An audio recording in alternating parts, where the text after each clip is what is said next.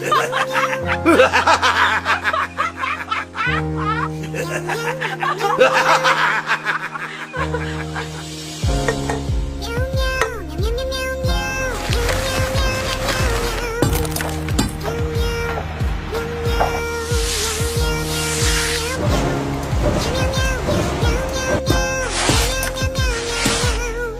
can learn to fly a plane before you learn to drive a car. No, let no.